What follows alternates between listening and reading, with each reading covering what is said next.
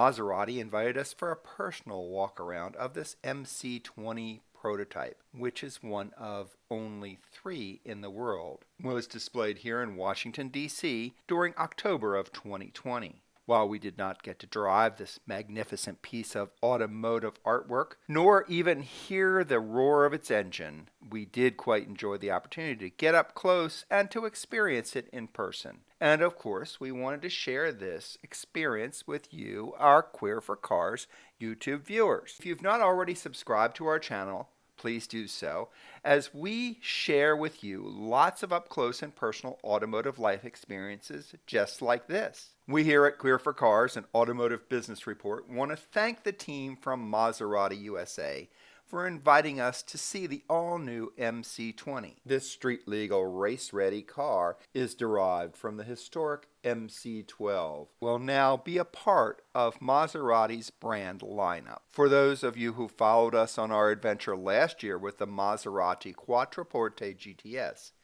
you remember that the Maserati American president had shared with us that there was going to be a lot of new and exciting vehicles that would be coming soon from Maserati, and this is the first of them.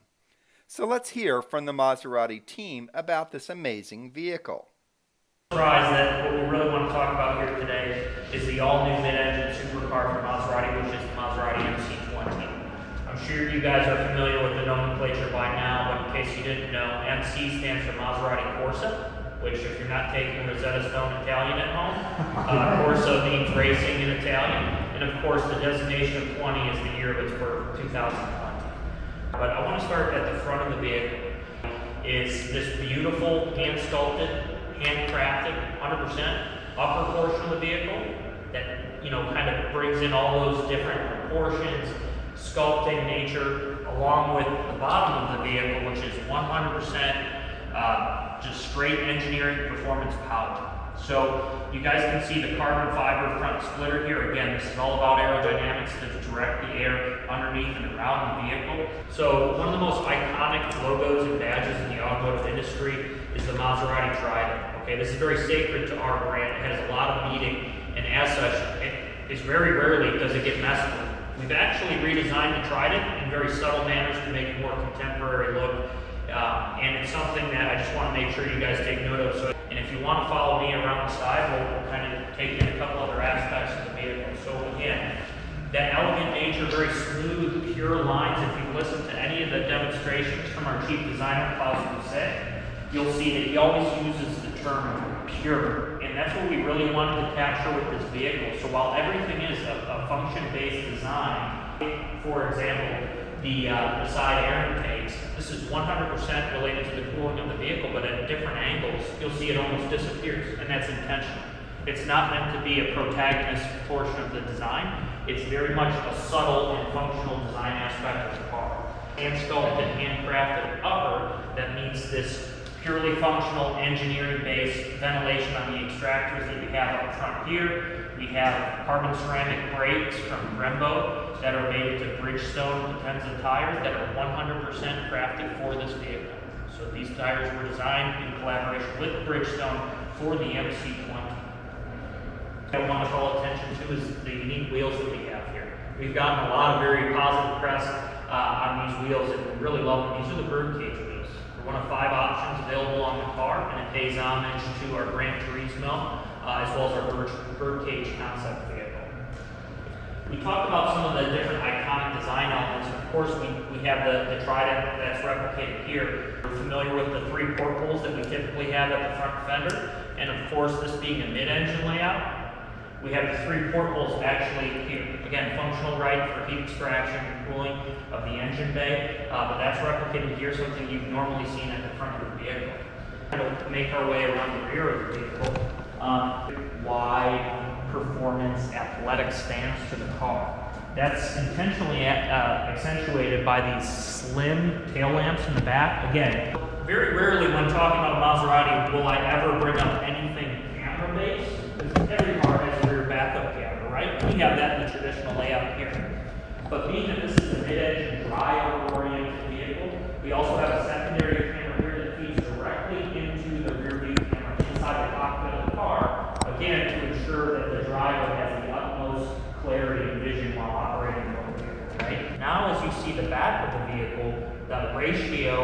use of the carbon fiber is actually more than that duality that you see towards the front of the vehicle. And that's because this is the business end of the car, right?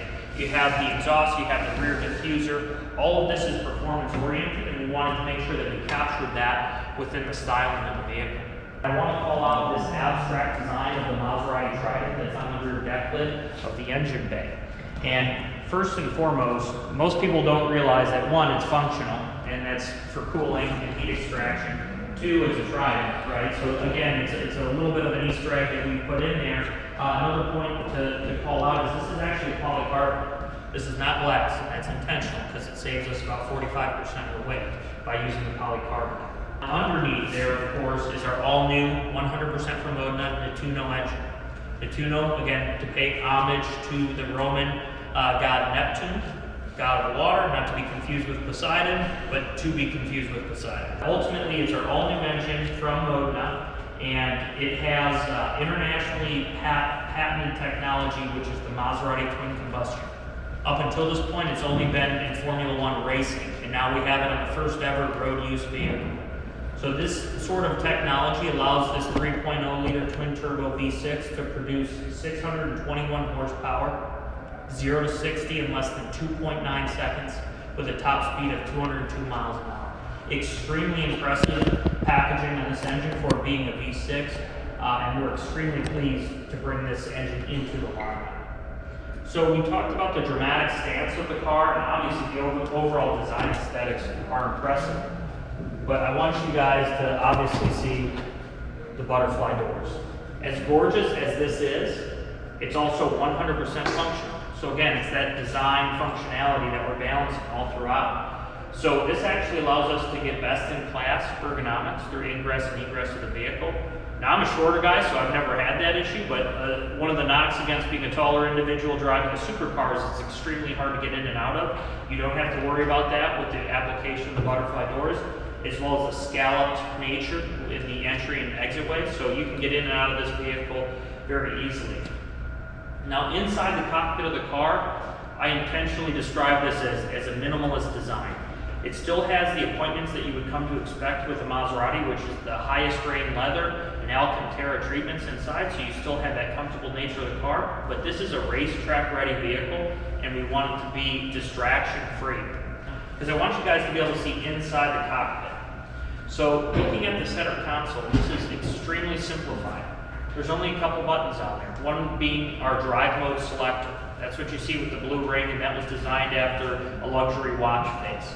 And that allows the driver to select from one of 5 modes. So anything ranging from your daily driver, everyday type conditions, if it's raining outside, wet conditions, all the way to the racetrack ready Corsa mode. You have all of those different options at your disposal. You do not need to take your eyes off the road in order to select them.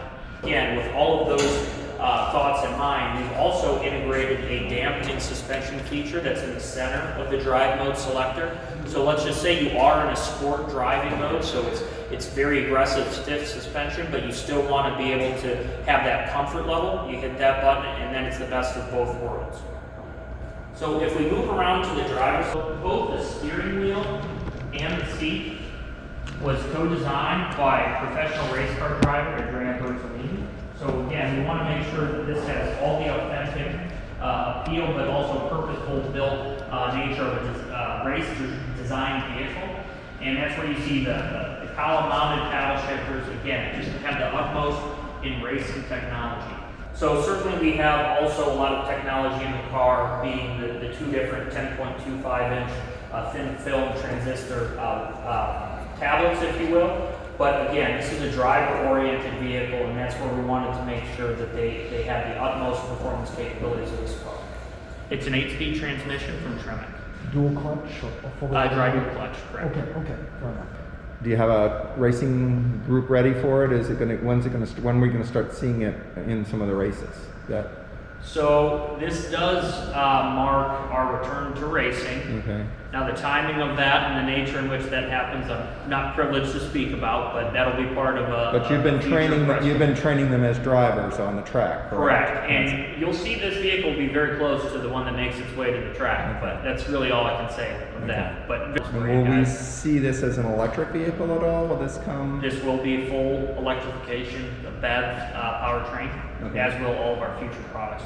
You guys have likely seen on our Investor Day press releases, this is one of 10 products to hit the shoreline within the next 3 years. So there's a lot of things happening at Maserati, and that's why we're excited to show to our clientele. But yes, we will have a full battery electric version of this car as well as a future product as communicated.